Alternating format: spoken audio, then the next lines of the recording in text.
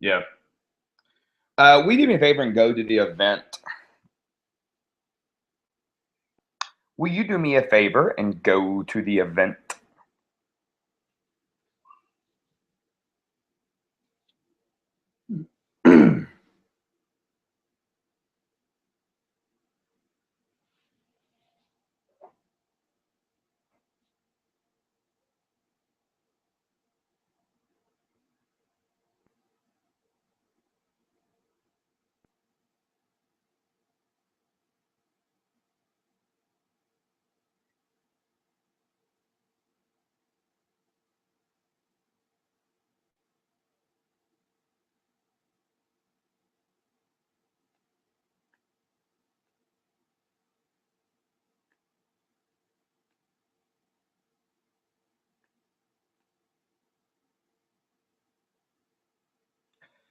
So there's a lag.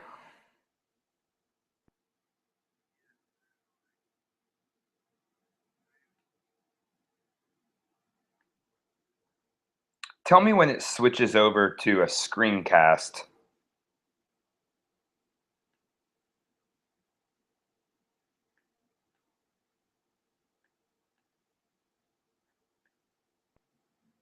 You're looking at my screen now? Great. And then up in the top,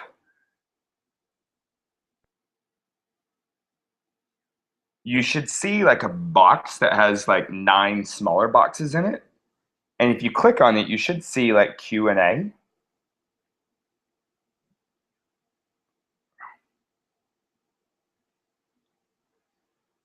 Ask me a question. I want to see.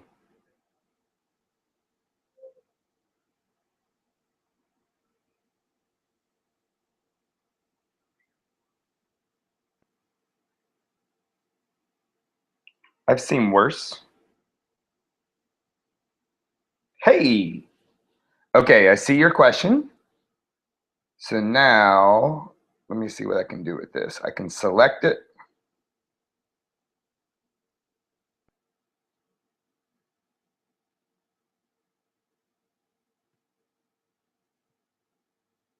And then I hit done and it went away. So I'm not supposed to actually type my answers, which sort of makes sense. I'm just supposed to like then talk because everyone will be watching me. There is a chat though. Go to chat. Can you chat? Do you see where to chat? I wonder if it makes more sense to do Q&A or to do chat. I guess it makes more sense to do Q&A.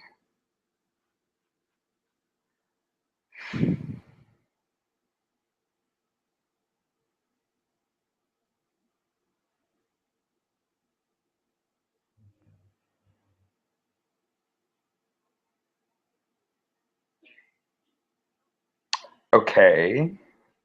Then we'll just leave it with the Q&A. That's fine.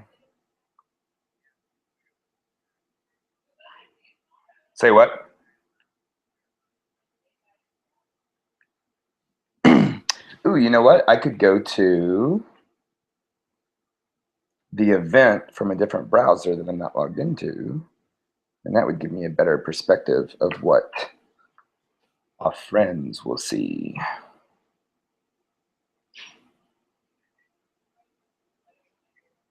Great.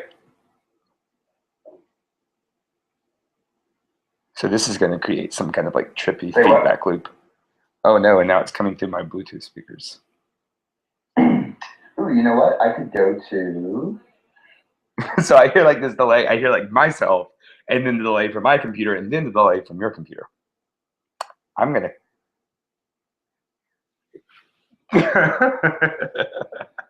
Yes. So I really. They serve no value because I will not be communicating with anybody. So I guess I just wait. Now the delay, so if somebody gets on, I guess if there's like a 30-second delay, then that means within the next minute, if somebody joins at 1, then that's the conversation over here. And it is live, so there could already be lots of people watching.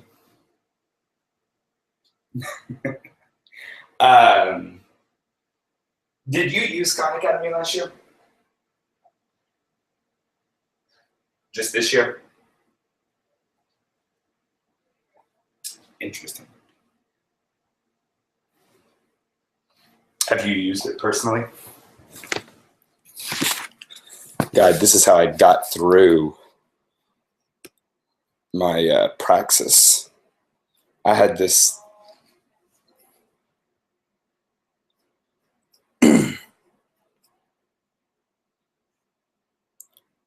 to get certified. It was like last minute that my principal asked me if I could do algebra, and to do algebra I had to be certified through 12th grade. No, but it was for the trigonometry and calculus I had never had.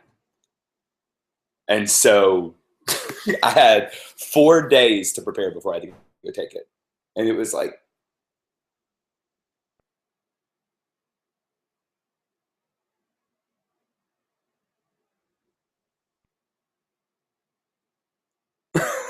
yeah. Okay. All right. Well, I'm going to go ahead and get off the phone with you, Mr. Bergman, because it is almost 1 o'clock and I'm guessing people are going to be chiming in. Thanks a lot. Text me if anything goes wrong, like if the video cuts out or anything, if nobody else replies. Okay. All right. You the man. Thank you.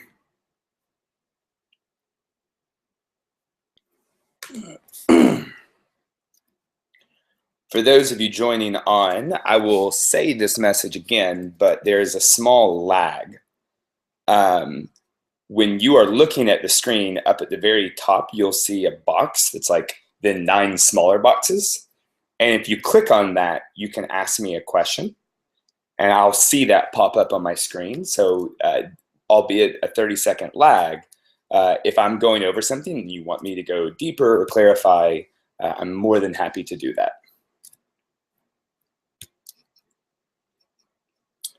Since there's a lag, I'm going to wait about 30 more seconds. It looks like we've got 26 people on right now.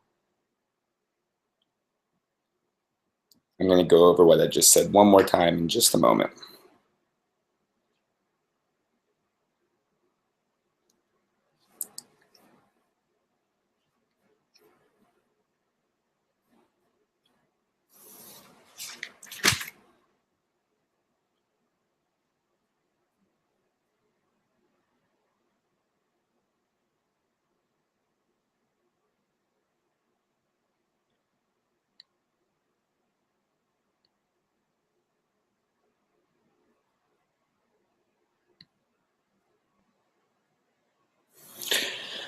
All right, we're going to go ahead and get started. I said this a minute or two ago, I'll say it again. There's about a 30-second lag between what I'm actually saying and what you're seeing. There is a box up top. It's a small box that then looks like it's got like 9 smaller boxes inside of it. If you click on that box, you can ask me a question. So as I said, there's a lag. But if I'm going over something and you need help, or you're confused about something, or want me to address something I didn't cover, just click that box and ask a question. I'll see it pop up, and then I'll address it in the presentation. This presentation is, if you have several people in a room, you do not all need to log in, Stephanie. You can just have one computer. This is not you actually don't need to log in. This is a live public presentation. So if you just go to the link, you should just be able to click play on the video and watch. This is not an interactive Google Hangout. It's a one-way, which means that you guys are watching the presentation. As I said, you can see questions or ask questions, but it's not something where then like it'll switch to your video camera. So one last time, you'll see a small box up towards the top where you can click, and then you'll see something about Q&A or ask a question. If you have any questions for me, just click that and I'll happily answer them. But we're going to go ahead and get started. The whole purpose behind using Khan Academy, and some of you guys may have more experience than others, so I'm going to kind of start with the basics. Khan Academy addresses a couple of different subjects, but it's definitely most developed for math. Khan Academy ranges from kindergarten all the way through college level topics on math. And so for math teachers, this is a prime website to use for differentiation and for remediation. It's great for language arts teachers, science teachers, anybody else to learn how to use Khan Academy, because this is also a great tool to use during focus. So what Nashville Prep is currently doing in 5th and 8th grade, and what NACS is doing to a certain extent, is during focus time, the math teachers are picking standards to go over that they're doing live with their students, while then an ELA teacher or a science teacher might be in a remediation room with a group of students who are working on Khan Academy. So everyone needs to know how to run Khan Academy and how to guide students through it. Khan Academy, first of all, you don't create student accounts for Khan Academy in Khan Academy. You use their Gmail account. Every student has a Gmail account already set up that is their RePublic email account. I'm going to take us over. You should be able to see my screen right now. Let me switch over to full screen. There I am.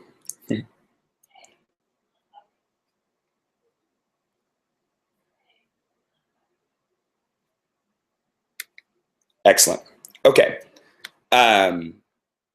We have a central account, admin at republiccharterschools.org, that manages all of our student accounts. Because this is a public broadcast, I'm not going to say what the password is right now, although all of you can log into it. At Nashville Prep, Mr. Prezada has the username and password. At Liberty, Mr. Bergevin, and Ms. W over at NACS has the account information. So if you're going to be running Khan Academy, you should have access to this, because this is where you manage student usernames and passwords. Everybody's username is going to be the first letter of their first name and then their last name. And then their email is at republiccharterschools.org. There are a couple of exceptions. Students who have a sibling that may have the same first and last name. If that's the case, they'll have like an 01 at the end. There's only a few instances of that throughout our whole network right now. However, if you're unsure, you come to this user panel and you search for that student and you'll see them come up. For those of you that teach at Nashville Prep, it's an important note to make that this was the same system used several years ago when the emails were at Nashville Prep students. Those are still in the panel. I'm working on finding the best way to get those removed without losing any student data. But you should never use an email that says at Nashville Prep students. It's always the at Republic Charter.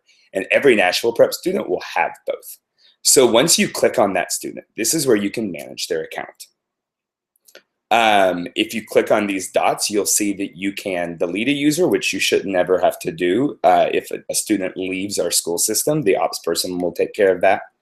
However, reset password is probably the thing that you're most likely going to need to do. So you can check to see and make sure you have their email right.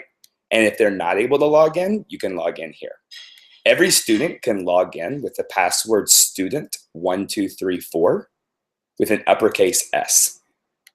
If you know their email is right and they're putting that password in and it's not working, you need to come here and re-enter that password, student1234. And then make sure that require a change of password is not selected. It'll default that way. Leave it that way. And then you hit reset, and it'll automatically be reset. That student should go back and log in, and you should be fine. This is by far the most cumbersome process of getting students connected with Khan Academy. We've tried to make it as easy as possible, but definitely if you've gone through that process and you're still not able to get your students logged in, you're more than welcome to email me or one of the people I named earlier who kind of helps oversee some of the technology at your school, and we'll get it worked out.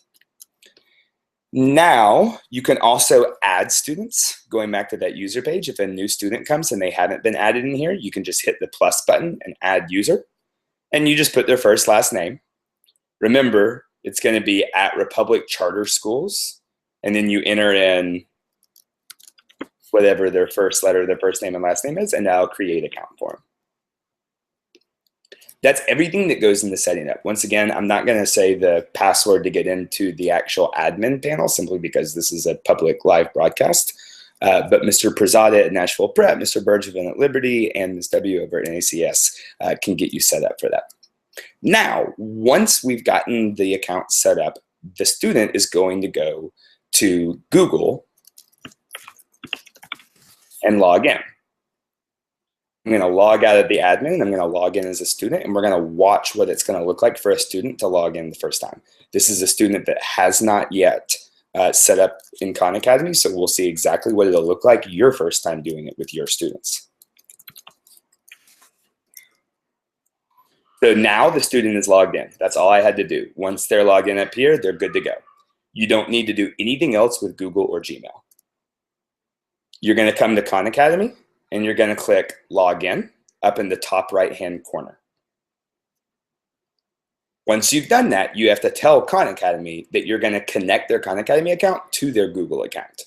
So you'll click on Google, and it's going to bring up this message that just simply says, hey, Khan Academy is trying to sync up with your Google account. Is that cool with you? The student's going to hit Allow.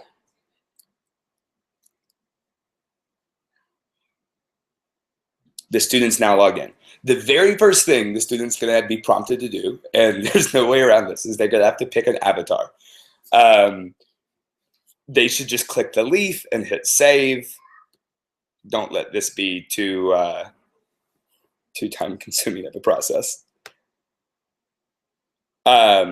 Once they've hit save, it's going to take them to this page, and it's going to ask them to pick a subject. Depending on what grade level of students you're working with, you want to pick the grade level that corresponds with what they're doing. The exception of that, since all of our 8th graders are in Algebra 1, with the exception of the one class that's in geometry, 8th graders would pick Algebra 1. I logged in as a 5th grader, so I'm going to select 5th grade math. So when the student does log in, they're not prompted with something about quadratics, but instead are having grade level appropriate content. So once the student's done this, and this is day one, if they haven't set it up, you're guiding them through this process. The very next thing you're going to do, Khan Academy recommends content to the student. Now this is great, especially if you're an English language arts teacher who's running a focus room and maybe isn't incredibly familiar with all the objectives. You don't have to run around and tell everybody what to do. Khan Academy will tell them to work on things that they need help with. But there has to be a diagnostic test, and that's what we're about to do. We're going to start the 5th grade math mission. Now, once we've done that, it's going to ask us to do a mission warm-up. That's what they call their diagnostic because it's more inviting than diagnostic exam. It's going to ask a range of questions. 2 things that are really important. It's going to ask some questions that are above a 5th grade content to see if the student knows it. It's totally okay for a student to just say, I haven't learned this yet. As you go through, it's not going to count against you. It's not a bad thing. You're just indicating, I haven't learned this yet. So notice now that I said I haven't learned a simple addition problem, it's even going down a little bit. Which one of these situations has an angle measure between 90 degrees and 180 degrees? So we go through. A crocodile's mouth while it's yawning, a book opened up for reading but not quite flat on the table. So we check our answer. We got that one correct. It's an interesting question. So anyways, it's only going to ask us 6 problems. So I missed that one. I'm going to say I haven't learned this yet. We'll go through and select the correct answer. And I'm going to go ahead and finish this diagnostic. I haven't learned it, and I haven't learned it. So now we've finished our diagnostics exam.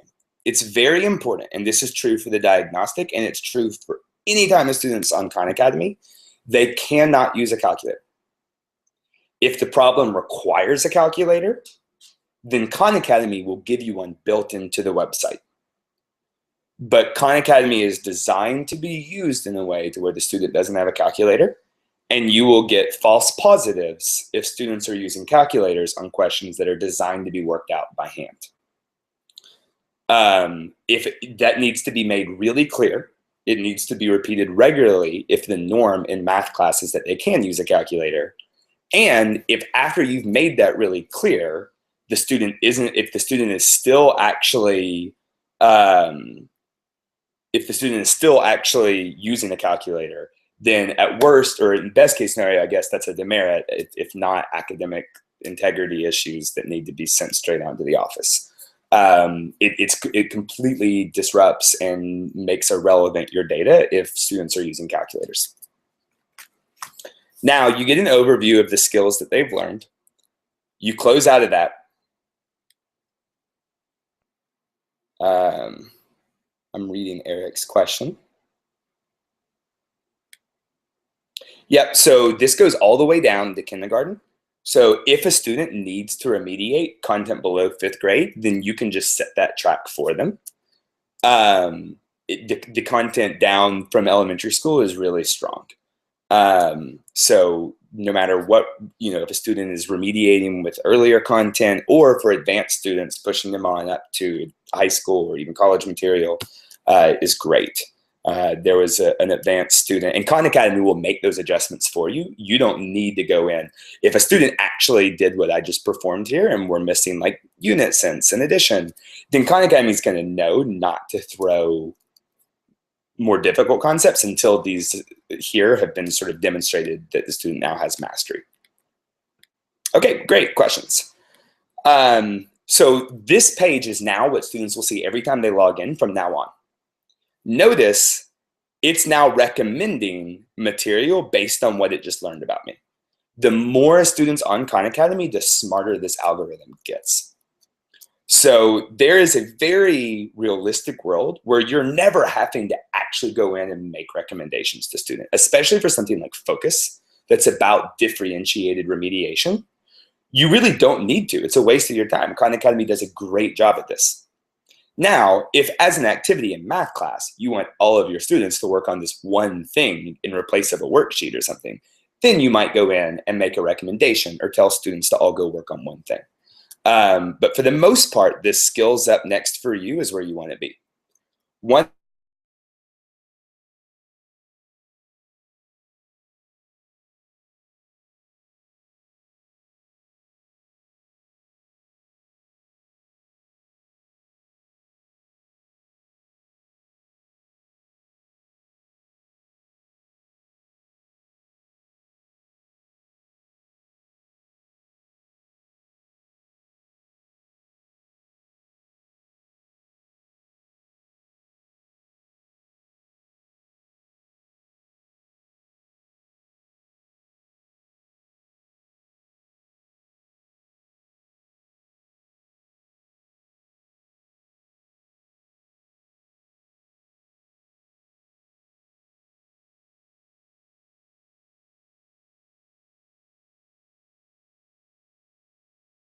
work on a mastery challenge.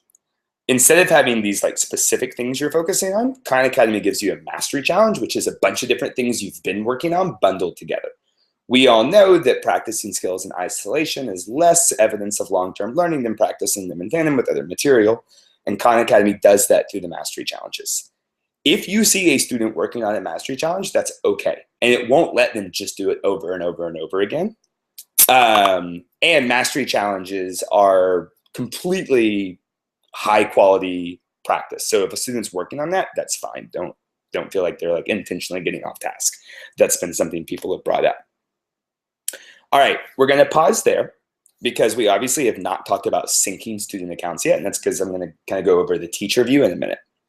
An important extra thing, on the event page that you went to first to get to this video, in the comments below, I created 2 links.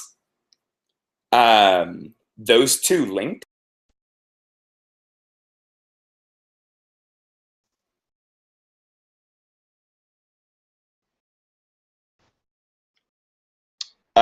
somebody just said my feed went out.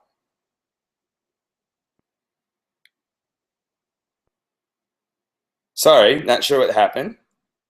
Are we back? Definitely getting text messages saying we're down. Hopefully we're back up. Will somebody leave a question letting me know if I'm back on?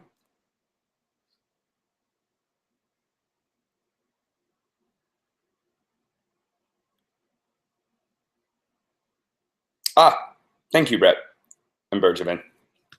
Okay, so it looks like we're back up. Sorry about that. I guess my Wi-Fi is not particularly.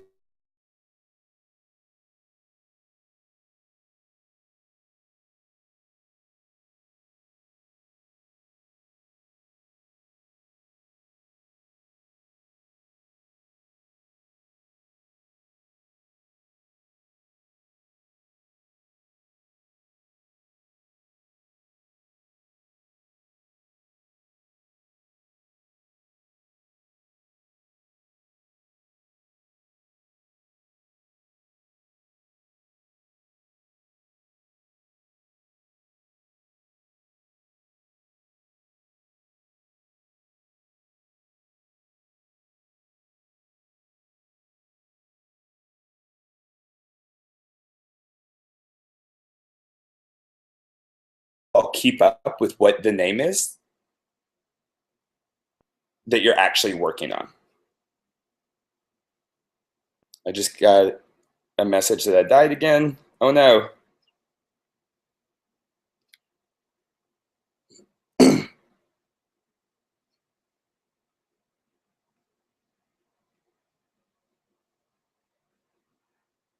Sorry if I'm cutting in and out, guys.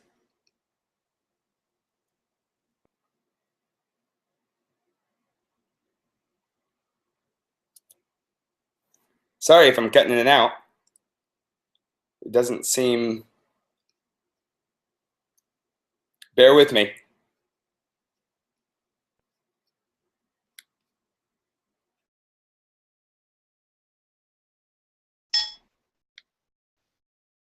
Hey, sorry guys. I'm not entirely sure why this is happening. I don't seem to be losing internet connection. Okay, so we're talking about journals. You want students in their heading to keep up with what it is that they're actually working on. So you want them to list the objective.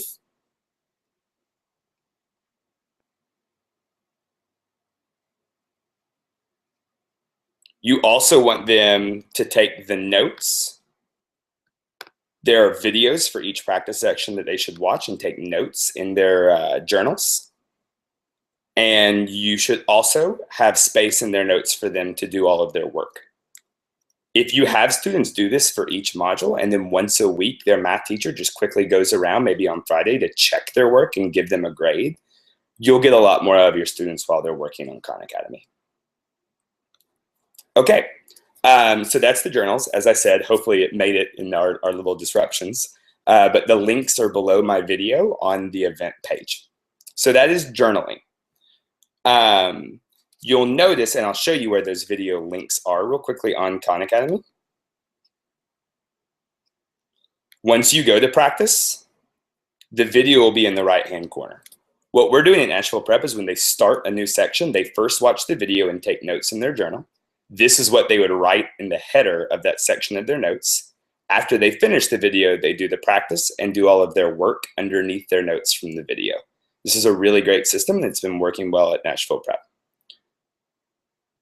This does obviously mean they need headphones. If you don't have access to headphones, just reach out to your school operations person or me, and we'll get something figured out. Excellent. So now let's take a look at what this looks like for you as a teacher. This is me logged in to my account. If I click on home, it's going to take me to my home page as a teacher. However, if I want to see what it looks like as a student, I can go to Learning Home. And I guess I say, if I want to look at this as a student, this is also for you if you're wanting to learn. I've been going through some great modules that NASA put up on scale and measuring the universe, which is really fascinating. But so you can actually also use Khan Academy, which I highly recommend. There's wonderful stuff there. So anyways, back to me as a teacher. Before you can actually see any of your students' data, you need to connect them to your account. Now, you can do this after they do the diagnostic test, and I recommend it just to kind of keep the momentum going on that first day. What you're going to do is you're going to go to Managing Students. This whole back end is a little slow, especially I have all of my students from 2012 all the way up to Nashville Prep and NACS students this year. So bear with me as the page loads are a little bit long here. The first thing you need to do is hit new class, and you're going to give your class a name. After you've given your class a name, you'll see there's a class code here.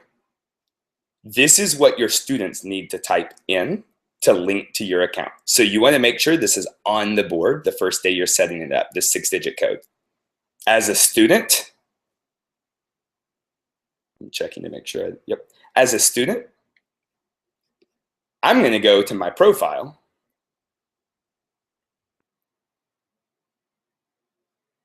and then click on coaches and enter that code in right here and hit join the class. That's all I have to do, and I'll be connected. And now you can see all of your students' progress.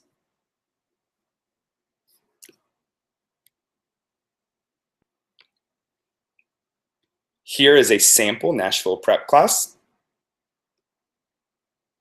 I just got some of the 8th graders from Nashville prep, and I may have accidentally grabbed some 5th graders. Nashville prep teachers don't hate me if I accidentally put some 5th graders in here.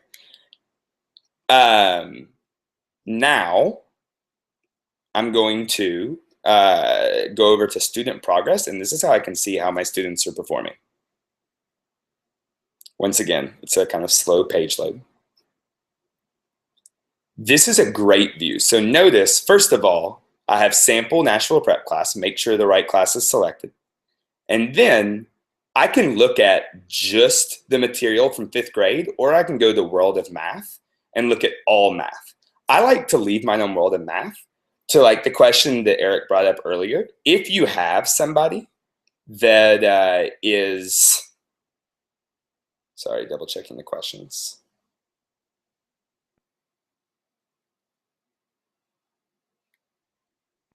Great. So if you have students that are not working directly in 5th grade material as a 5th grade math teacher or 8th grade material as an 8th grade math teacher, it'll still show up as long as you have World of Math selected. Down here, you can see students like the overall number of points they've gotten. This might be good for class incentives. I used this every day with my students as a math teacher last year.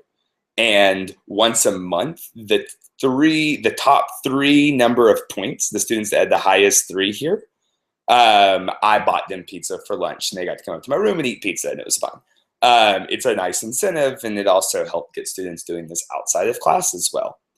If you wanted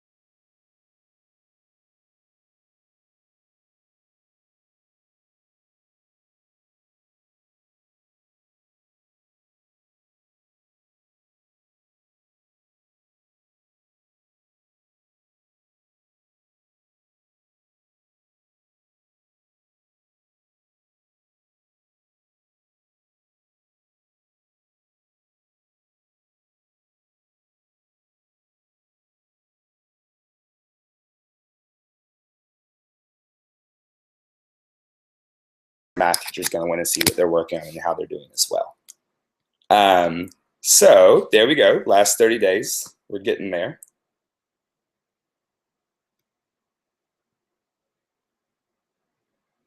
It's going to take forever. Oh no.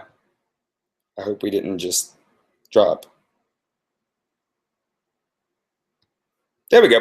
All right, so here are all of the students from Nashville Prep that are in this group. Notice that when I select a student, I can drill down and see what that student has been working on. So if I want to look at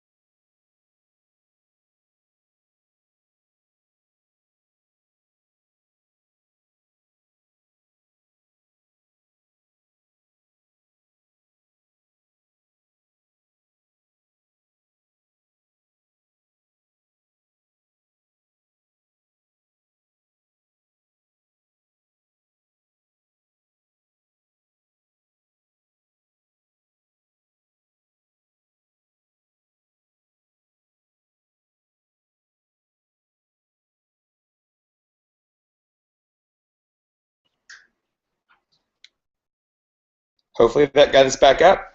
I appreciate those of you bearing with me.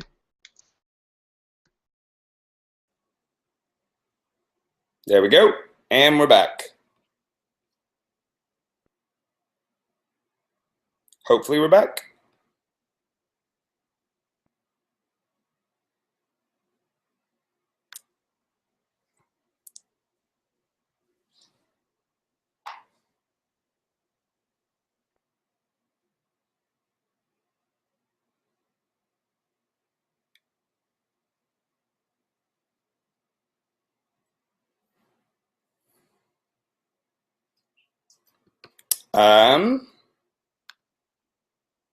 Are we back on?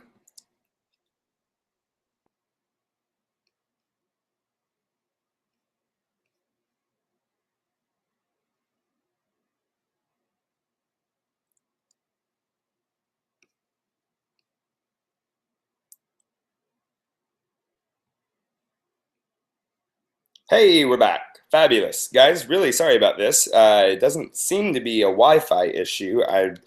It appears that it's just Google Hangouts having a problem. All right, well, the good news is it looks like we're back on. There isn't much left of the presentation. I'm going to try and move through it quickly before we drop back out. So we left off talking about the fact that we can go to student progress, click on a student, and see how that particular student is doing. I can look at all of the different skills that they've been working on, and it'll jump out in red the ones that they need help with. I can even then see the exact skill and click on it to drill down and see each individual question they've missed and how long they've spent on it. This is incredibly helpful. If I see like lots of questions with less than 20 seconds for using exponent rules to evaluate expressions, that student is clicking through and not trying hard. If I am spending less than 20 seconds on exponential rules to evaluate expressions, and I'm missing them, like that should take longer. So that's a really useful thing to know. And you can also see if they use the hint.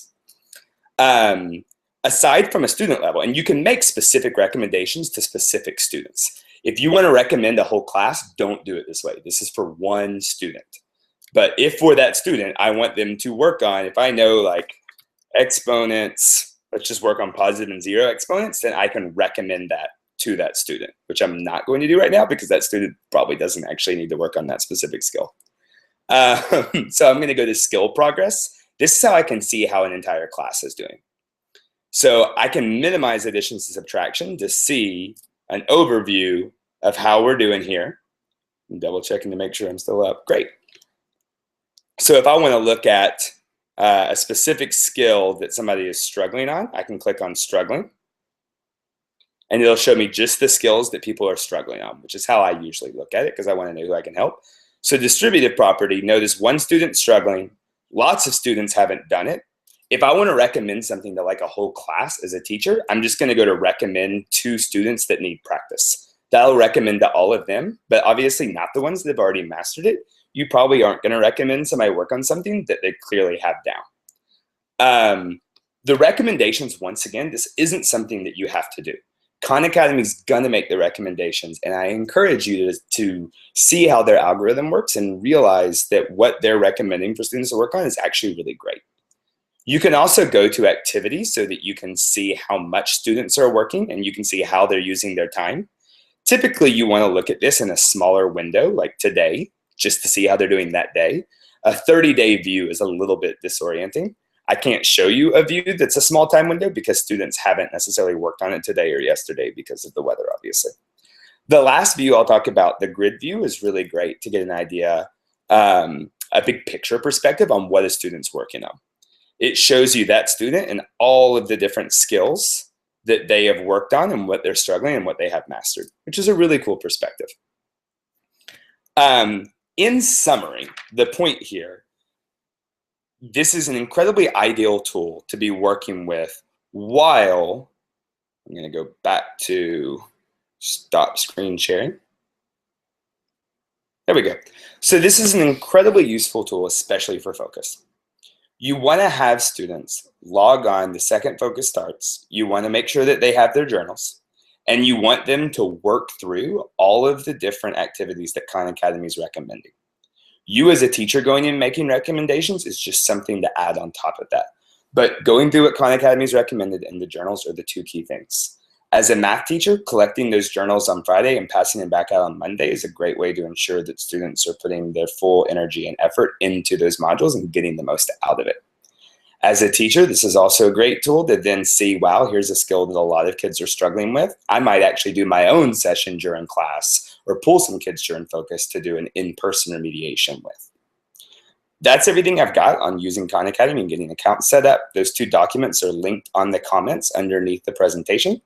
I'm looking through questions. I'll happily answer any questions if there are any.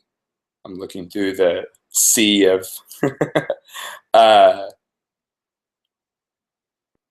connectivity issue comments. Thanks again for bearing with me as it was cutting in and out. I hope this has been useful. I'm more than happy to answer any other questions by email if you think of something later on as well. And if you, yeah, I did answer the ELA question. It looks like that maybe I was out why that was answered. There is no ELA content for Khan Academy. There are actually really no good sites for ELA. ELA is just a lot more difficult to break down into these like bite-sized chunks. However, if you're interested in learning programming and have an idea for how that could be done, you could become a very wealthy person by building the Khan Academy for ELA, because there certainly is a need for it. It does not look like there are any more questions coming in. All right, thank you guys so much. I hope that this has been valuable. Have a great rest of your day.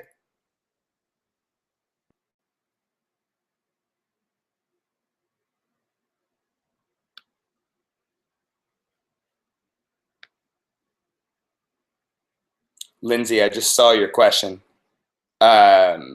You need to talk with your ops person about booking out the cart. There are carts available for this. It just needs to be booked out.